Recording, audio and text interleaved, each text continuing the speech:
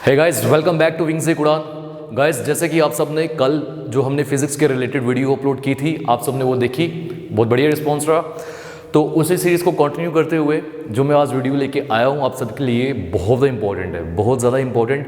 यहाँ पर हम जो पहला चैप्टर है एसआई यूनिट्स फिजिक्स का, उसे कंप्लीट करेंगे। मैं एमसीक्यूज़ भी कुछ लेकर आया हूँ, और जो नेक्स्ट वीडियो होगी वो जैसे ही चैप्टर हमारा कल्मिनेट होगा उसके बाद जो नेक्स्ट वीडियो होगी वो एमसीक्यूज़ पे होगी। वो सभी MCQs previous year asked questions होंगे, चाहे वो जेकेएसएसबी में पूछे गए हों, स्टाफ सिलेक्शन कमीशन एसएससी में पूछे गए हो, या किसी भी एग्जामिनेशन में किसके रिस्पेक्ट में, फिजिक्स के रिस्पेक्ट में। क्लियर? और ये एसआई यूनिट्स इस चैप्टर के रिस्पेक्ट में। तो शुरू करने से पहले मैं कुछ बोलना चाहूँगा। मैंने कल वाली वीडियो में भी आप सबको ये बोला था कि कुछ रीज़न है कि एक दो दिन से कुछ फैकल्टी मेंबर्स की वीडियो जो है वो अपलोड नहीं हो पा रही। The reason being the area where Kiranjit sir, where Shoaib sir resides, that area has been renamed or termed as a contamination zone. So how could it be possible for our faculty member to come out of the contamination zone and make videos for you all? At the same time, we don't want to make videos on mobile applications because we will never compromise on quality. And one more thing, मैं कुछ students का comment भी देख रहा था कि sir थोड़ा issue आ रहा है, जो लिखा हुआ है थोड़ा क्लैरिटी में दिख नहीं रहा। कुछ स्टूडेंट्स का कमेंट था, बाकी सब जो है वो देख भी रहे हैं क्लैरिटी के अकॉर्डिंगली। देखो रीज़न क्या है इसका कि YouTube जो है उसने जो रिस्ट्रिक्शन लाई हुई है पिक्सल्स या रेजोल्यूशंस के ऊपर, पहले हम 1080 पिक्सल पे वीडियो देख सकते थे, बट कोरोना वायरस की वजह से अब इसका रीज़न और क्या रहा है डीप में वो YouTube ही बता पाएगा। तो कोरोना वायरस जब से शुरू हुआ है तब से YouTube ने 1080 पिक्सल से क्लैरिटी को रिड्यूस किया और 480 पिक्सल्स तक रखा हुआ है। आप सब देख ही रहे होंगे ये। तो 480 पिक्सल्स पे अगर आप वीडियो प्ले करने की कोशिश करोगे, फिर हमारे JNK स्टेट गवर्नमेंट या यूटी गवर्नमेंट बोलेंगे हम, तो JNK यूटी गवर्नमेंट का एक इशू है, 2G चल रहा है, 4G चल नहीं रहा है, तो 480 पिक्सल पे वीडियो जो है वो प्ले नहीं हो पाती है। मैं मानता हूँ ये चीज़। तो एट द मैक्स आप वीडियो आई थिंक 480 पे तो नहीं हो रही, 360 पिक्सल पे भी अगर देख रहे हो तब भी हो सकता है क्लैरिटी का इशू हो। तो ऐसा जैसे ही ये JKUT जो है ये 4G रीस्टोर करेगी, आप वापस से क्लैरिटी के अकॉर्डिंगली वीडियो देख पाओगे। प्लस जैसे ही YouTube 1080 पिक्सल पे ये जो इसने रिस्ट्रिक्शन पहले लगाई है इसे रिलीज़ करेगा, तो ये क्लैरिटी आपको दिखेगी, वीडियोज़ यहीं पे है। जैसे ये सब रिस्ट्रिक्शंस खत्म होती है तो आप बड़े आराम से वीडियोज़ को वापस से देख सकते हो। आई होप आपको ये पॉइंट क्लियर हुआ होगा। तो बिना समय गए आइए शुरू करते हैं। देखो गाइस, बड़ा इंपॉर्टेंट है जो मैं बताने जा रहा हूँ। सबसे पहली बात, आपका एसआई यूनिट्स फिजिक्स का जो चैप्टर बताया हुआ है उसके रिगार्डिंगली मैंने कल आपको कुछ कॉन्सेप्ट्स बताए कि ये फिजिकल क्वांटिटीज़ क्या होती है, फंडामेंटल क्वांटिटीज़ क्या है, प्लस डिराइव्ड क्वांटिटीज़ क्या है। उनमें कुछ हमने क्वांटिटीज़ ली, उनके एसआई यूनिट्स भी समझे, CGS यूनिट्स भी समझे। मैंने बताया था आपको, आल्दो JKSSB ने तो ये बोला हुआ है कि एसआई यूनिट्स जो है वो पूछे जा सकते हैं, चैप्टर में मेंशन्ड है। बट मैं बता रहा हूँ आपको, CGS यूनिट पूछ लेगा तो आप कुछ बोल नहीं पाओगे, आप चैलेंज नहीं कर पाओगे। हो सकता है CGS भी पूछे, 95% चांसेस यही है कि एसआई यूनिट ही पूछे, बट आपको क्लैरिटी CGS पे भी होनी चाहिए, उस पर भी हम बात करेंगे। तो आते हैं हम अपनी पहली फिजिकल क्वांटिटी के ऊपर, और उससे भी पहले मैं एक पॉइंट और बता दूँ आपको, बिकॉज बताने के लिए बहुत कुछ है, अब टाइम की लिमिटेशन होती है कभी कभी। पॉइंट ये है कि यहाँ पर मैं आपको इन सभी क्वांटिटीज़ की एसआई यूनिट्स सिर्फ निकाल के ही नहीं बताऊंगा, बल्कि ये भी बताऊंगा कि स्टूडेंट एग्जामिनर के क्वेश्चन को जज कर पाता है या नहीं, वहाँ कहाँ गलती होती है उससे। एक वो पॉइंट। दूसरा, मैं सबको ये बताने जा रहा हूँ कि अगर आप ये फिजिकल क्वांटिटीज़ के एसआई यूनिट्स याद करोगे ना तो काफ़ी क्वांटिटीज़ हैं, मिक्स हो जाएंगे। अगर जंबल अप हो गए कैसे याद रहेगा, तो हम समझेंगे इनका फॉर्मूला कैसे ड्राइव किया गया है। फॉर्मूला अगर याद होगा एग्ज़ाम में उसी समय पे आप इसका एसआई यूनिट जो है वहीं पे निकाल के अपना ऑप्शन टिक कर सकते हो।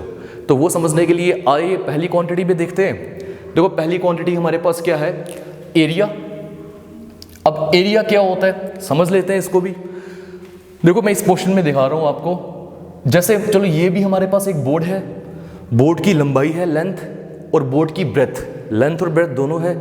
तो लेंथ और ब्रेथ को मिला के क्या बना हमारे पास, ये बन गया बोर्ड का एरिया। जैसे मैं यहाँ मान लूँ ये है मेरे पास बोर्ड, ये है लेंथ, ये है ब्रेथ, तो ये पोर्शन जो होगा ये क्या आ जाएगा, बोर्ड का एरिया। और एरिया का फॉर्मूला क्या बन गया हमारे पास, यहीं से मुझे पता चल रहा है कि सर लेंथ और ब्रेथ का यूज हो रहा है। इट मींस एरिया का फॉर्मूला जो होगा that will be length into breadth. अब ये भी रीजन है कि ये एरिया के फॉर्मूले में डायरेक्टली प्रोपोर्शनल क्यों है, इसका भी रीजन है। बिकॉज देखो प्रोपोर्शनलिटी के बारे में क्लैरिटी है, मैं वो भी बताता हूं। देखो अगर मैं ऐसा लिख रहा हूं ए प्रोपोर्शनल टू बी और ऐसा लिख रहा हूं ए इनवर्सली प्रोपोर्शनल टू बी, क्या मीनिंग हो गया? इसका मीनिंग है जब b की वैल्यू इंक्रीज हो रही होगी तो a की वैल्यू भी इंक्रीज होगी, अगर b की वैल्यू डिक्रीज हो तो a की वैल्यू भी डिक्रीज होगी। डायरेक्टली प्रोपोर्शनल का मीनिंग मतलब अगर एक वैल्यू बढ़ रही है तो दूसरी वैल्यू भी बढ़ेगी, अगर एक घट रही है तो दूसरी भी घटेगी। इनवर्सली प्रोपोर्शनल में क्या होता है कि अगर एक वैल्यू बढ़ रही है तो दूसरी जो है वो घटेगी, और अगर ये वाली वैल्यू जो है वो घट रही है तो ए वैल्यू जो है वो क्या होगा, वो इंक्रीज होगा, उल्टा होगा। मैं ये सोच के पढ़ा रहा हूँ कि आप सब बिगिनर्स हो, बिकॉज बहुत सारे कॉमर्स बैकग्राउंड के, आर्ट्स बैकग्राउंड के स्टूडेंट्स हैं, उनको शायद ये ना पता हो, तो मैं बता रहा हूँ वापस से। तो अब हमें पता है, अब खुद बताओ अगर यहाँ पे लेंथ इंक्रीज हो जाए, ये लो मैंने लेंथ इंक्रीज कर दी, ब्रेथ को भी इंक्रीज कर देता हूँ, तो मुझे बताओ अब हमारा एरिया जो है वो इंक्रीज नहीं हो गया इससे? इट मीन्स लेंथ अगर बढ़ा रहा हूं तो एरिया बढ़ रहा है, डायरेक्टली प्रोपोर्शनल, इसलिए एरिया के डायरेक्टली प्रोपोर्शनल लेंथ आया। ब्रेथ बढ़ा रहा हूं तो एरिया बढ़ रहा है, डायरेक्टली प्रोपोर्शनल, इसलिए एरिया के डायरेक्टली प्रोपोर्शनल में ब्रेथ आया। डिवीजन में फॉर्मूला नहीं आया जैसे यहां डिवीजन में आता है। ये कॉन्सेप्ट्स क्लियर करना बहुत जरूरी है। आई होप ये पॉइंट आपको क्लियर हुआ होगा। अगर क्लियर हो गया तो आइए इसका जो हम SI यूनिट है वो निकालते हैं। We know that length is measured in metre, breadth is also measured in metre, तो SI यूनिट क्या बन जाएगा फिर इसका? Metre square. किसका? एरिया का। और अगर CGS पे आना है तो मैंने कल आपको बताया था, मैं रिपीट कर रहा हूं, ये तो आ गया SI। CGS के लिए मैं रिपीट कर रहा हूं। What do you understand by CGS? C stands for centimetre ना, कल बताया मैंने। इट मीन्स अगर लेंथ होगी तो वो सेंटीमीटर में मेजर होने वाली है, तो यही फॉर्मूला जो है ये चेंज हो जाएगा किस में? सेंटीमीटर स्क्वायर में। किस सिस्टम में? CGS सिस्टम में। क्लियर हुआ ये पॉइंट? अब याद रखना या मैं ऐसा करता हूं, ये वीडियो के एंड में आपको बता दूंगा कि हर एक SI यूनिट को CGS में कैसे लाया जा सकता है। बहुत ईजी है, जैसे मैंने यहां लाया। मूव ऑन करते। नेक्स्ट क्या आ गया हमारे पास? वॉल्यूम। वॉल्यूम का फॉर्मूला क्या है? Length into breadth into height. अब मुझे वापस से बार बार ये बोलने की जरूरत तो नहीं है ना, ये डायरेक्टली प्रोपोर्शनल क्यों आया? तो वॉल्यूम क्या हो गया? जैसे ये रूम है, इस रूम में जितनी भी ये अंदर जगह है जहाँ पर मैं हूँ, ये चेयर्स हैं, डेस्क पड़े हुए हैं, तो ये वॉल्यूम हो गया। जैसे आपके छत पे सिंटेक्स की ब्लैक कलर की टैंकी होती है, उसके अंदर क्या होता है? जगह होती है, वॉल्यूम, जहाँ पानी डालते हो 1000 लीटर की कैपेसिटी, दैट इज़ वॉल्यूम। तो वॉल्यूम निकालने के लिए फॉर्मूला है length into breadth into height. Length किस में मेजर होती है? मीटर में। ब्रेथ भी मीटर में, हाइट भी मीटर में। तो वॉल्यूम का फॉर्मूला क्या आ जाएगा? Metre cube. SI यूनिट का फॉर्मूला बता रहा हूं मैं। और अगर CGS में तो सेंटीमीटर क्यूब। कितना ईजी है, क्लियर है पॉइंट? चलो मैं यहीं पे लिख देता हूं। अगर CGS में आपने बताना है तो क्या आएगा भाई? Centimetre cube. In which system? In CGS system. ये दो क्लियर हो गए। नेक्स्ट पे मूव करते। Next is density. अब डेंसिटी क्या हो गई? घनापन। जैसे अगर मैं बात करूं, मैंने 5 लीटर्स के कंटेनर में पानी डाला और एक ऐसे ही 5 लीटर्स के कंटेनर में मैंने हनी, शहद डाला, तो डेंसिटी कहाँ ज़्यादा होगी? हनी की डेंसिटी हमेशा ज़्यादा ही होती है। तो इट मीन्स बिकॉज मैंने कंटेनर की कैपेसिटी तो कांस्टेंट रखी है, तो इट मीन्स शहद वाली जगह जो है वो ज़्यादा डेंस होगी, हाईली डेंस। तो ये चीज़ होती है। मास पर यूनिट वॉल्यूम इसका फॉर्मूला है। मास किस में मेजर होता है? केजी में। और वॉल्यूम किस में मेजर होता है?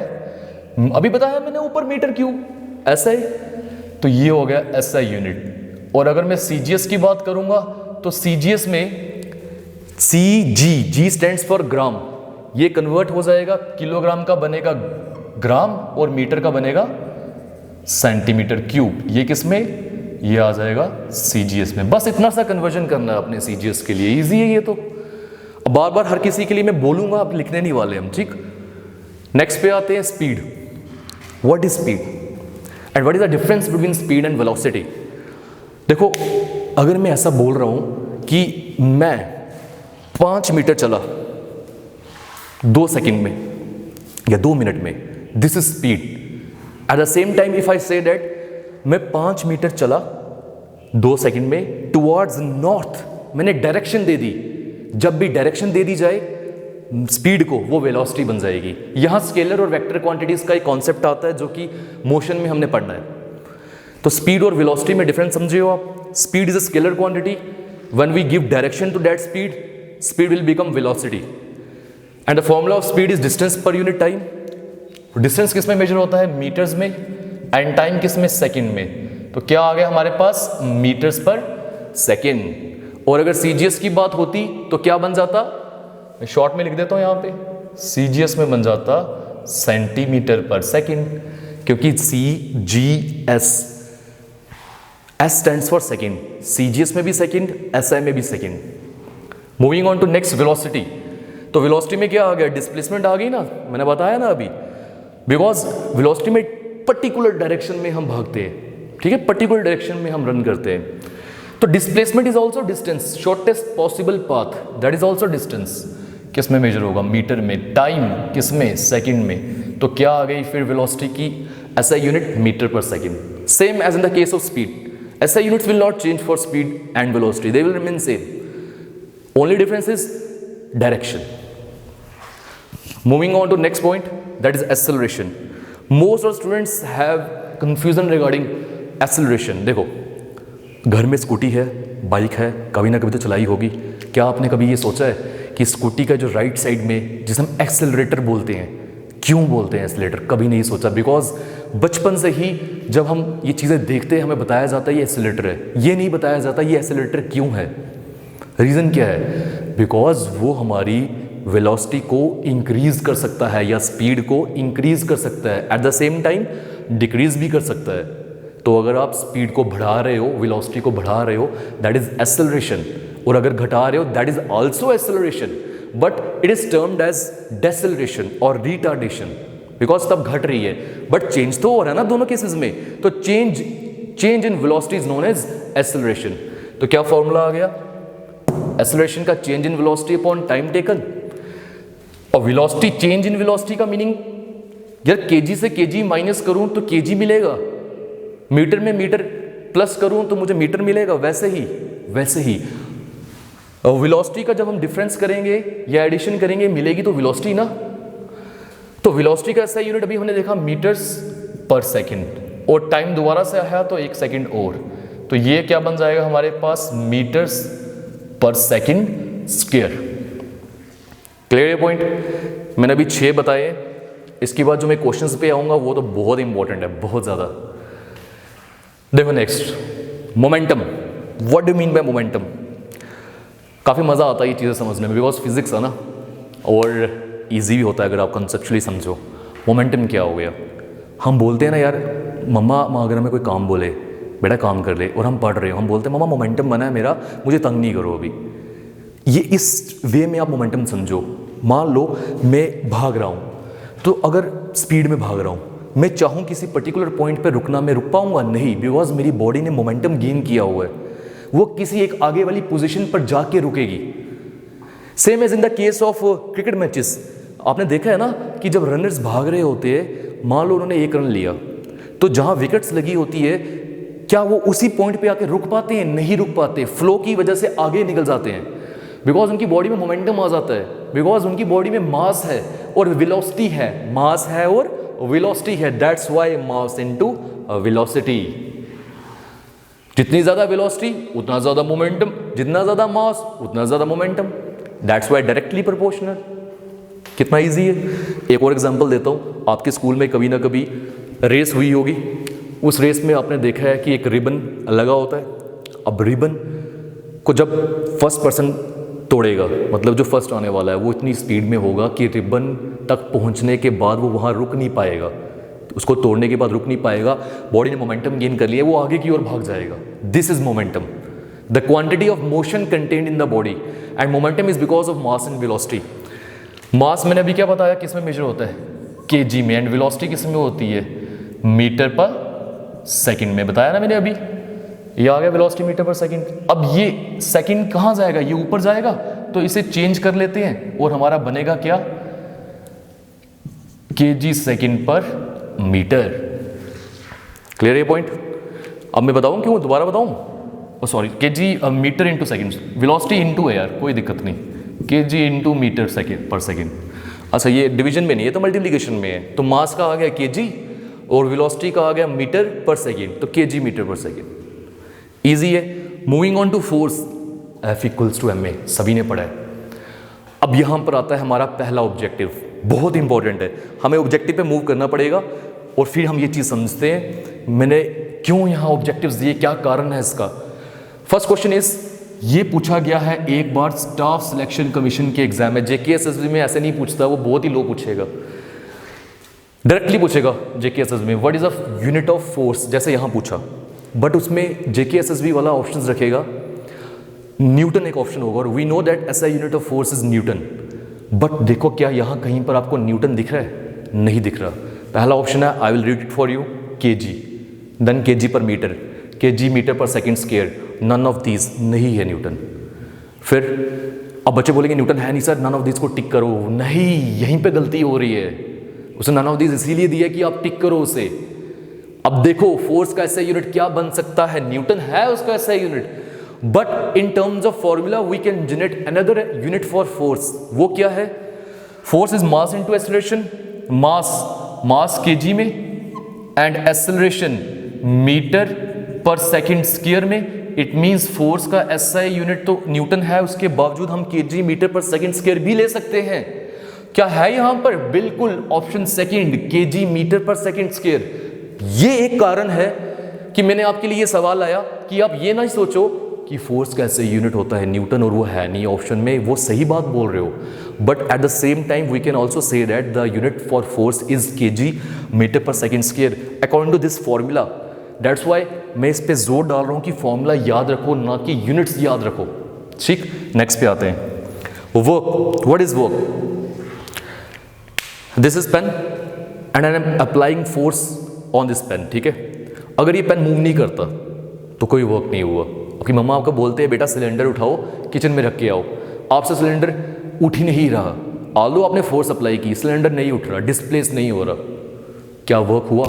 नहीं हुआ। कैसे हुआ? मम्मा तो बोलेंगी वो कहाँ क्या किया काम तूने, वहीं तो पड़ा है सिलेंडर, काम भी नहीं करते सुबह से, वो तो यही बोलेंगे ना। तो भाई वर्क कब होता है? जब आपने फोर्स अप्लाई की हो, eight the same time displacement भी आनी चाहिए। वॉल, दीवार पे मैं फोर्स लगाऊंगा वो हिलेगी? नहीं हिलेगी। बस अगर कोई हल्क है, बहुत बड़ा इंसान है, वो हिला रहे, अलग बात है, वो तो एक्सेप्शनल केस है, ऐसे नहीं हिलने वाली। तो it means you have to apply force and there should be some displacement. तो आ जाइए, फोर्स इनटू डिस्प्लेसमेंट। फोर्स का SI यूनिट आप न्यूटन ले सकते हो, आप ये ऊपर वाला लेना चाहो वो भी ले सकते हो, हम न्यूटन ले लेते हैं। एंड डिस्प्लेसमेंट किस में मेजर होती है? मीटर्स में। ठीक है, तो न्यूटन इंटू मीटर। क्लियर है ये? तो वर्क का न्यूटन इंटू मीटर आ गया। ऑल्दो यहां पर मैंने बताया कि वर्क का SI यूनिट तो जूल होता है, तो मैंने बताया जूल होता है, वो साइंटिस्ट के नाम पे डला। न्यूटन होता है फोर्स का, वो साइंटिस्ट के नाम पे डला, Isaac Newton, sir Isaac Newton. But in terms of formula you will have to generate this type of SI unit. I hope ये समझ आ रहा होगा। Moving on to next, energy. What is energy? Energy is the capacity to do work, the amount of work. तो जो SI unit work का होता है वही एनर्जी का होता है, वो का भी जूल एंड एनर्जी का भी SI यूनिट कितना होगा? क्या होगा? जूल ही होगा। आप जूल लिखना चाहो सही है, या जो ऊपर लिखा है आप वो भी लिख सकते हो। Then power is work upon time. ठीक है, वर्क अपॉन टाइम क्या होता है पावर? दो बच्चे वो एक सिलेंडर को उठाना चाहते हैं, एक उस सिलेंडर को 2 सेकंड में उठा लेता है, दूसरा उस 5 सेकंड लेता है। ऑल्दो दोनों ने सेम काम किया, सेम वर्क किया, पावर किस में ज़्यादा है? जिसने 2 सेकंड में या 3 सेकंड में उठा लिया, बावजूद 5 सेकंड वाले के। वाई? कम समय पे ज़्यादा काम, कम समय पे काम किया उसने, that is work. It means time कम से कम होना चाहिए, जो कम समय पे कुछ करेगा उसकी पावर, दैट इज पावर। जो कम समय पे करेगा उसकी पावर ज़्यादा, समझ रहे हो? और इसीलिए कम समय और ज़्यादा पावर, हुआ इनवर्स रिलेशन। और वर्क का ऐसा यूनिट होता है जूल, टाइम का सेकंड, तो जूल पर सेकंड, बिकॉज डिनोमिनेटर में है। सेम प्रेशर, देखो प्रेशर का अगर मैं इसके अकॉर्डिंगली निकालूं तो फोर्स का न्यूटन, एरिया का metre square, Newton per metre square, but scientist के नाम पे इसका यूनिट क्या होता है, पास्कल। मैं दोनों बता रहा हूं, आपको क्लैरिटी आनी चाहिए। Then impulse, what is impulse? Impulse भी इंपॉर्टेंट है। देखो ऐसा होता है जब भी force, large force fraction of second के लिए लग रही हो और वो एक बहुत बड़ा इंपैक्ट छोड़ जाए, दैट इज इम्पल्स। अब ऐसा कहाँ होता है? आपका मोबाइल आज मेरे साथ हाल ही में हुआ है, सुबह ही हुआ है, मेरा मोबाइल मेरे हाथ से गिरा। जैसे ही मेरा मोबाइल मेरे हाथ से गिरा, ज़मीन से टकराया, इतनी ज़्यादा फोर्स इस पर अप्लाई हुई कि फ्रैक्शन ऑफ सेकंड में, कितना टाइम, 1 सेकंड के लिए टकराया ना, उसके बाद तो पड़ा रहा। तो जैसे ही वो टकराया वैसे स्क्रीन टूट गई।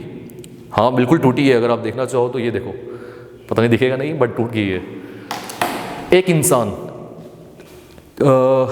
या इंसान आप छोड़ो, कांच की कोई चीज़ आपने इस हाइट से फेंकी, जैसे ही नीचे गिरेगी वो टूट जाएगी। This is impulse. Impulse is the ये result, and this force is known as impulsive force.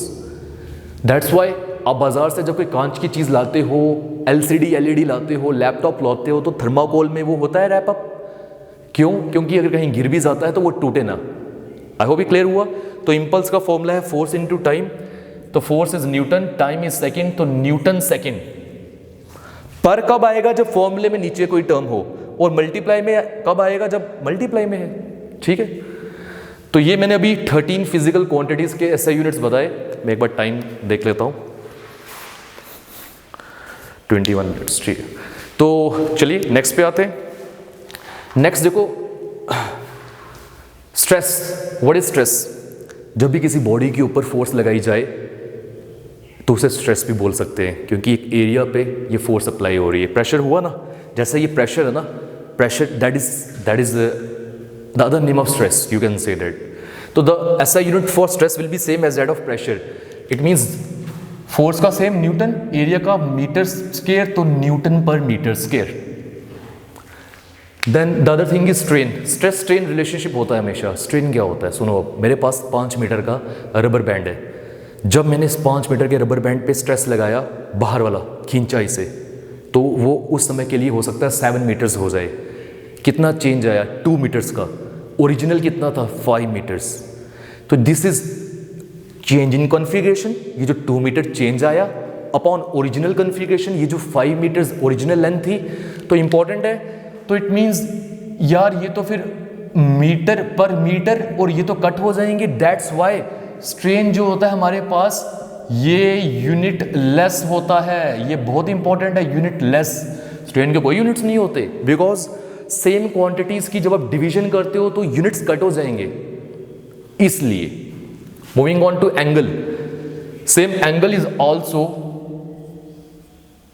ऐसे तो आप बोल सकते हो एंगल के रेडियन में मेजर किया जा सकता है, देन स्टेरेडियन में मेजर किया जा सकता है। ठीक है, तो फिलहाल के लिए डायमेंशंस की बात करें, अगर डायमेंशंस आता वो डायमेंशन लेस होता, बट इसके यूनिट्स अगर आप लेना चाहो तो एंगल किस में मेजर होता है? रेडियन में या फिर डिग्रीज में। पता ही है आपको। Time period. What is time period? अब टाइम पीरियड का मीनिंग क्या होता है मैं आपको बता देता हूं। यहां देखो, सिंपल पेंडुलम सुना हुआ है आपने? ये जो बॉब होता है, इसे अगर मैं डिस्प्लेस करूं, ये लेफ्ट में आएगा, देन इसे बोलते हैं एक्सट्रीम लेफ्ट, वापिस अपनी मीन पोजीशन पे आएगा, इसे मीन पोजीशन बोलते हैं। फिर वापिस एक्सट्रीम राइट पे जाएगा और वापिस आएगा। The time taken by this bob to complete 1 revolution, ये पूरा कितना, यहां से लेके यहां तक, फिर यहां तक और वापिस। दोबारा बता रहा हूं, मीन से शुरू हुआ एक्सट्रीम लेफ्ट, एक्सट्रीम राइट और वापिस। जितना टाइम लगेगा उसे टाइम पीरियड बोलते हैं। और 1 सेकंड में ये कितने ऐसे चक्कर कंप्लीट कर रहा है? चक्कर कैसे? Starting from mean to extreme left, extreme right, again mean, ये एक चक्कर हुआ। ऐसे कितने चक्कर लगाएगा 1 सेकंड में? That is frequency. क्लियर ये पॉइंट? तो अगर ये पता चल ही गया आपको तो देखें इसका SI यूनिट क्या आ गया। टाइम पीरियड क्योंकि टाइम होता है दैट इज सेकंड, फ्रीक्वेंसी का ऐसा यूनिट हो गया हर्ट्स, ये हर्ट्स साइंटिस्ट के नाम पे डाला। Then comes relative density. Relative means in relation to something, comparison. और जब दो चीज़ों का कंपैरिजन होता है ऑब्वियसली बात है सेम चीज़ों का कंपैरिजन होगा या नहीं। जैसे मान लो मैं अपने मार्क्स अगर कंपेयर कर रहा हूँ क्लास 10th के, तो मैं अपने किसी फेलो मेट जो 10th में होगा उसके साथ कंपैरिजन करूँगा, ना कि 8th 9th के साथ। अगर मेरा वेट है, मैं मेजर कर रहा हूँ, तो किसी के वेट कंपैरिजन कर रहा हूँ वेट के साथ कर सकता हूँ ना, उसके कलर के साथ नहीं कर सकता। तो ये जो रिलेशन होगा ये हमेशा कंपैरिजन सेम चीज़ों का होता है। और density of substance upon density of water, density by density कटेगा तो it means this will be unitless. Clear? Detailed study बता रहा हूं मैं। Then comes electric charge. Charge का एसआई यूनिट क्या होता है? कूलम। इलेक्ट्रिक करंट, ये तो मैंने कल ही बताया आपको, एम्पियर्स। चार्ज का कूलम, करंट का एम्पियर। Then comes resistance.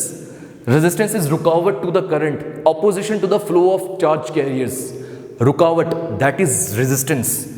और इसका एसआई यूनिट क्या होता है? ओम। क्लास 9 10th में तो आप सबने पढ़ा होगा यार। सिंबल भी बता देता हूं मैं, ये लो, ये आ गया रेजिस्टेंस का symbol, ohm. Clear? Then comes capacitance, that is capacity. देखो, the ability of a conductor to store some amount of charge, that is capacity. जैसे आप बोलते हो आपके छत पे टैंक है, टैंक की कितनी कैपेबिलिटी या एबिलिटी है पानी को स्टोर करने की, वो होती है कैपेसिटी। वैसे ही कंडक्टर की कितनी कैपेसिटी है चार्ज को स्टोर करने की, दैट इज कैपेसिटी और capacitance. And the SI unit for this is farad, FARAD, fraud है ना, फ्रॉड, किसी ने धोखा दे दिया वो फ्रॉड ही है, कैसे भी याद रख सकते हो। Then comes conductance. रुकावट को बोलते हैं रेजिस्टेंस, उसका उल्टा हो गया कंडक्टेंस। अब अपोजिशन नहीं है, अब ये एलो कर रहा है, तो इसका फॉर्मूला भी 1 by resistance. 1 by resistance means 1 upon ohm. तो 1 अपॉन ओम को मैं लिख सकता हूं ओम इनवर्स, दिख रहा ना, ओम इनवर्स। टाइम देख लेते हैं वापस से, 27 मिनट्स। टाइम देखने का मेन रीज़न ये है, और ऊपर काफ़ी स्टूडेंट्स बोलते भी हैं सर 30 मिनट से ऊपर वीडियो बनाओ please. DSLR it can shoot maximum of 30 minutes at one time, और हम मर्ज भी नहीं कर पाएंगे दो वीडियोस को बना के, बिकॉज अभी सॉफ्टवेयर अवेलेबल नहीं है। हमारा प्रोफेशनल जो एडिटर है वो नहीं है अभी जम्मू में, इसलिए। Then comes torque. What is torque? बहुत इंपॉर्टेंट है। Rotational effect of force, that is torque. Tau से डिनोट करते हैं। देखो, दरवाजा है, दरवाजे को अगर आप फोर्स लगाओ, क्या दरवाजा टूट के आगे चले जाता है? ऐसा नहीं होता, दरवाजा अपने ही एक्सिस पे रोटेट करता है, इसको बोलते हैं torque, rotational effect of force. ये पॉइंट समझ रहे हो आप? तो टॉर्क ये होता है। तो अब इसका फॉर्मूला क्या है? Force into perpendicular distance. अब परपेंडिकुलर डिस्टेंस कौन सा? ये वाला। अगर ये दरवाजा है ना, इसका हैंडल जितनी दूर होगा उतना आसान होगा हमारे लिए ये दरवाजा खोलना। तो this is perpendicular distance. This, जितना ज्यादा परपेंडिकुलर डिस्टेंस उतना ज्यादा टॉर्क, डायरेक्ट प्रोपोर्शनल। तो फोर्स का ऐसा यूनिट न्यूटन एंड डिस्टेंस का मीटर, तो ये भी न्यूटन मीटर। क्लियर? अब ये दो क्वेश्चंस रह गए। ये एक बार पूछा गया है, what is the unit of power of a lens? देखो, लेंस होता है, लेंस की पावर होती है। अब पावर जो होती है लेंस की, वो किस में मेजर की जाती है? जो हम स्पेक्स में लेंस नहीं पहनते हैं, तो एक अगर कोई स्टूडेंट जा रहा है डॉक्टर के पास अपना लेंस का चेकअप करवाने के लिए और पूछा जा रहा है कि इसकी पावर कितनी है, तो भाई वो डायोप्टर में मेजर की जाती है। डायोप्टर बोलते हैं ना, 0.5 का चश्मा लगा, तो ये क्या हो गया? Dioptre. And the last one is what the unit of intensity of sound? Sound की इंटेंसिटी का यूनिट क्या होता है? डेसिबल। याद रखिएगा, डेसिबल। तो इसी के साथ हमारे ये सभी क्वेश्चंस जो है वो कंप्लीट हो गए। The next video will be on MCQs। आज के लिए हम इतना रखते हैं। मुझे ज़रूर बताना आपको ये सेशन कैसा लगा, और ये चैनल ज़रूर सब्सक्राइब करो, शेयर करो जल्दी से मैक्सिमम स्टूडेंट्स तक। Thank you.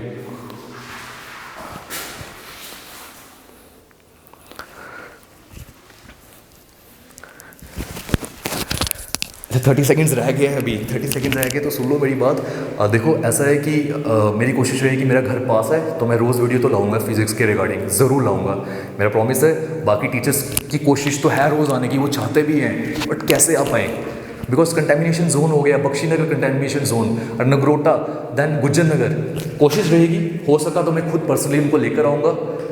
अब देखते हैं क्या होता है। Thank you.